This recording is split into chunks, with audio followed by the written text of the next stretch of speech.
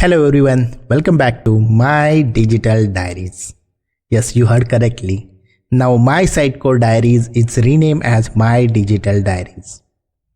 Don't worry, we are still covering the Sitecore content, but we are now expanding it in different topics also. So different DXP topics like Optimizely and other DXP technologies. Also, we are working on the front-end languages, front-end technologies.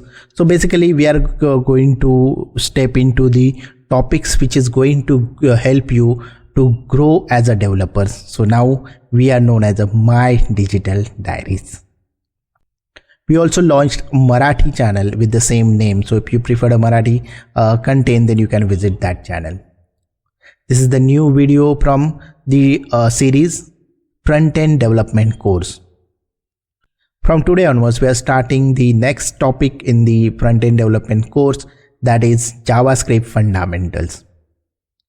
So if you are new to the channel, please do consider subscribing to the channel and click on notification bell. If you want to access exclusive content which are members only content, then do join our channel. So let's start My Digital Diaries, and today's topic is JavaScript Fundamentals. Let's start.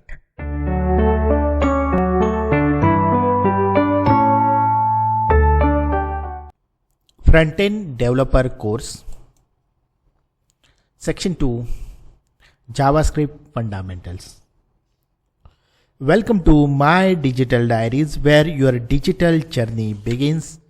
And now we are starting with JavaScript Coding Fundamentals.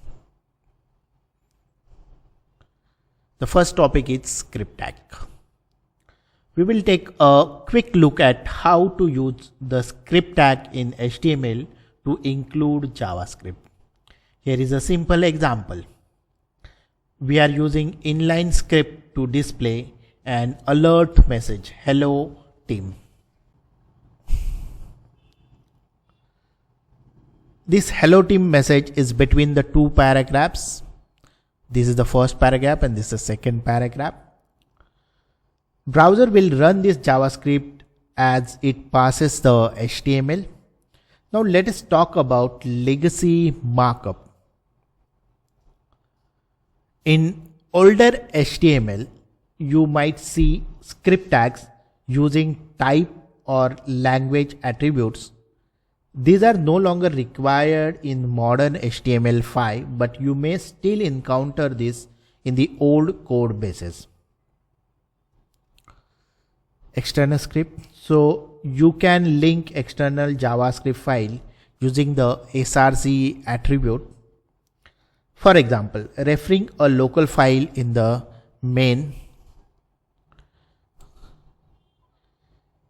So in this, we are referring the main.js, that is your local file in your script, or you can load the JS file from the CDN also. So this is how you will load the file from the CDN or external source. So these are the two right way or correct way to include your JavaScript file as a external script.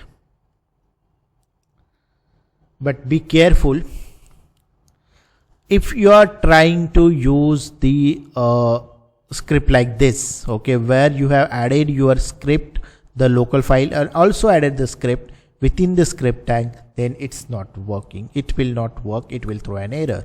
Okay.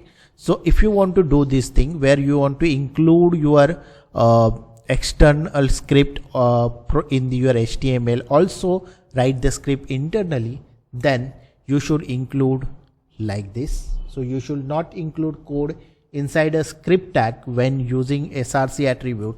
That's incorrect and won't work. Instead, either just use the external source or write inline code, but not both at once. So this wraps up the basic of the script tags. Let us now talk about the structures of JavaScript statements, and more specifically the use of semicolon. Statement. In JavaScript, a statement ends with a semicolon. When you are write two statements on the same line. Like here, the first statement is alert hello team and another statement is alert welcome to JS class. So if you are writing the two statements on the same line, it is separated by a semicolon. You must use a semicolon in this condition. But if you are writing each statement on its own line like this, so both statements are on a different lines. So if you are writing this, then this semicolon is not mandatory. JavaScript automatically insert that semicolon. Usually it's take care of this semicolon, so it's not mandatory.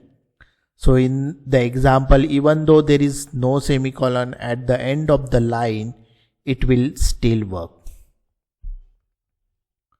So when semicolons are mandatory, when two statements are on same line, then the semicolons are mandatory.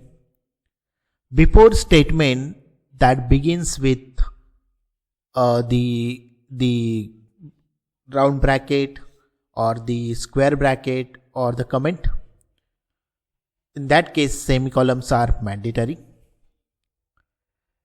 And after using keywords like return, throw, break or continue, semicolons are mandatory. So when semicolons are not mandatory, so when we can exclude or we can avoid adding these semicolons.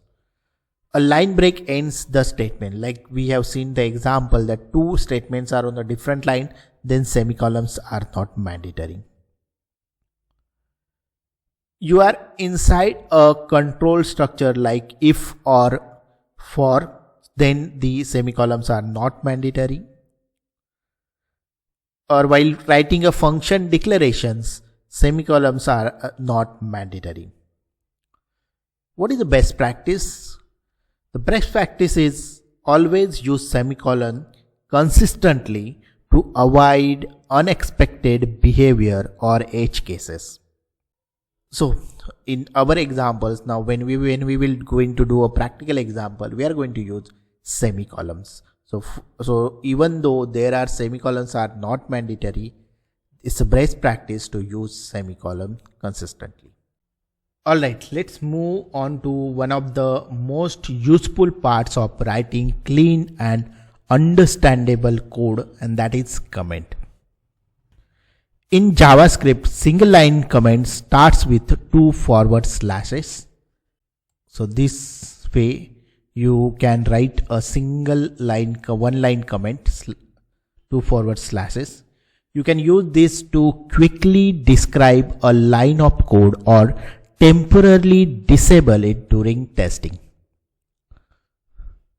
For multi-line comments, we use a forward slash followed by an asterisk and close it with an asterisk and forward slash.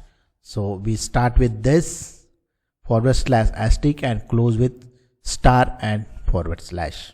But keep in mind, nested comments are not supported in JavaScript. So you can't start one multi-line comments inside another. So that is very important.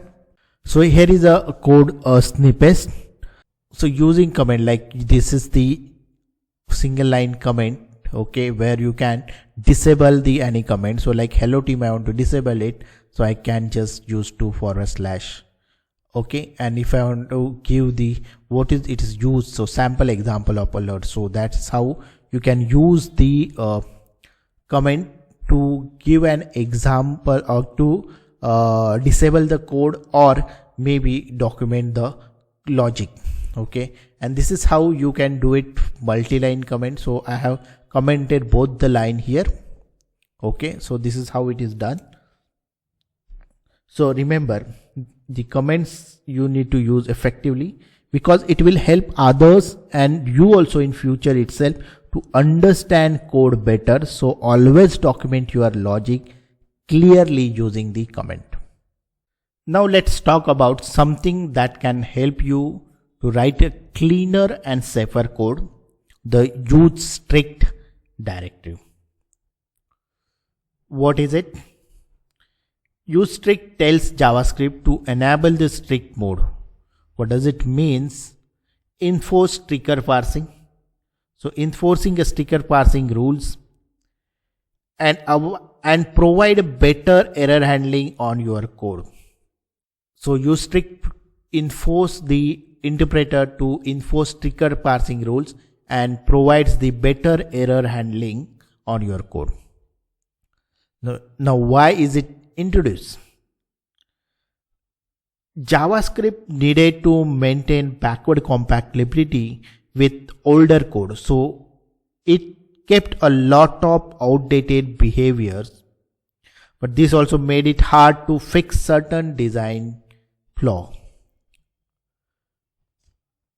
Year 2009, JavaScript introduced a way to opt in to a cleaner and more predictable version of the languages, and that's where use strict comes in. Strict mode helps developers to avoid silent errors and catch common coding mistakes early. So this is how you will use a use strict at the top of the file or any of your function inside a function. So that tells interpreter that you have to use the stricter parsing rules and also error handling. Now when to use it? In ES6 modules, it is enabled by default. In custom website scripts for safer execution, you should use strict. When writing maintainable and reliable code, you always use strict.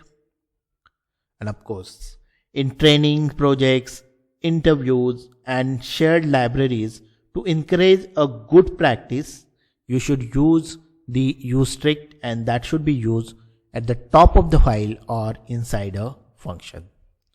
Now, when not to use the use strict, that is also very important.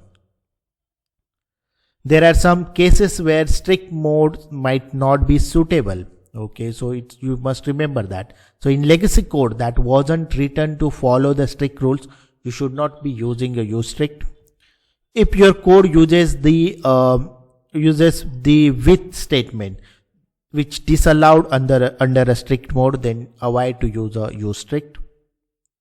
When you are using the older third-party script that might break it, strict mode is applied. So these are the three cases where you should not be using the use strict.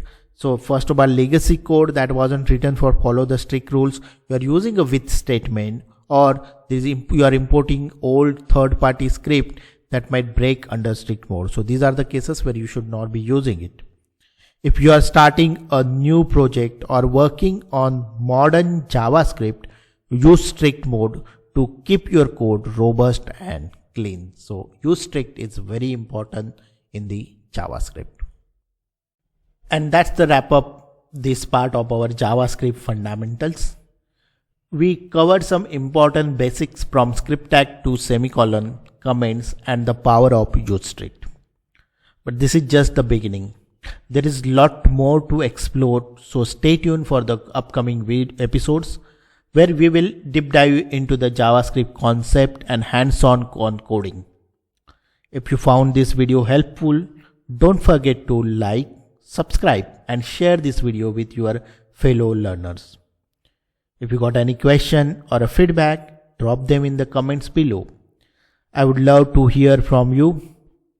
See you in the next one, only on My Digital Diaries. Thank you.